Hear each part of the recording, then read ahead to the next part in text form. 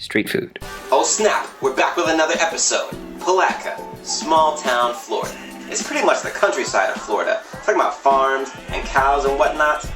Not a lot in the way of fancy restaurant chains and all that, but plenty of local goodness. So last week when we were in town for the Azalea Festival, we went to this sweet diner called Angel's. It's made out of a train car, so you might stretch and call it a food truck. Although, you also might not do that. But it's cool, and it's historic, and it's Palatka, so I figured I'd show it to you. Angel's claims to be Florida's oldest diner.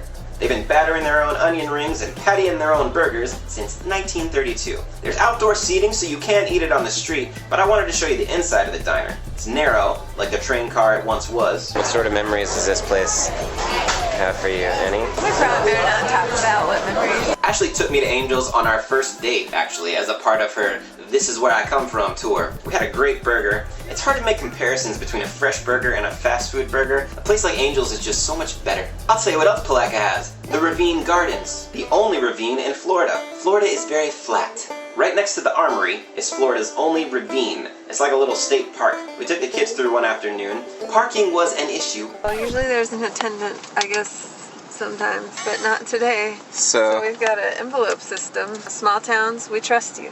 Uh-huh. Do you have 5? I got 3, and I got some change. Give him some free Frosties, too. Oh my god. Wait, you gotta close it. The money's gonna fall out. Close. Okay. Unsealable envelope. Whatever. We handled it. What's a ravine? A ravine is something like a canyon? Kind of like a canyon. Our kids hunted happily for flowers and birds and crawling things. We admired the live oak, and Journey handled the map like the little adventurer she is. Give me one childhood or memory from your youth. Is it okay if they involve boys? Wait, what kind of park is this? There's some nice hiking trails and some pretty great scenery, but don't get distracted or the gators will roll up on you. Also a lot of swamp ponds. I mean, it's Florida. I have learned the name of this flower is ironweed.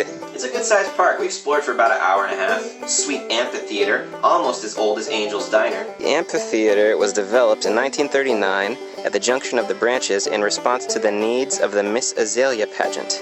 You can also drive around the circumference of the park as a small part of the William Bartram Trail. He explored a lot of Florida, and you can follow his path, the same path he took.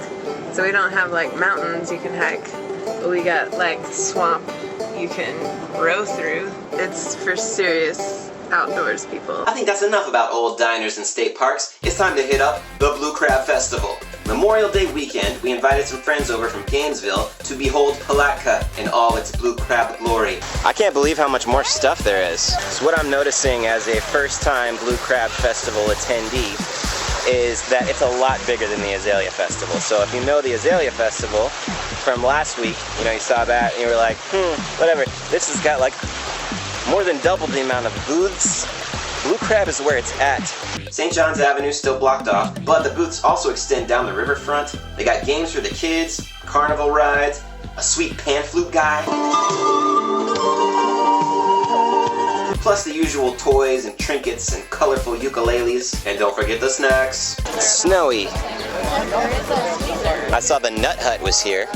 There is a Nut Hut. Deep fried Snickers, Twinkies, Reese's,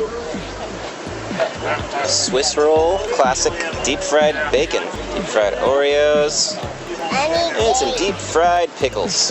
While the kids took on the giant slide and the spinny swing thing, Chuck and I ventured into the snack lines. I'm talking about conch fritters. What is conch exactly for people who don't know? I believe it is a crustacean, perhaps Okay. a mollusk.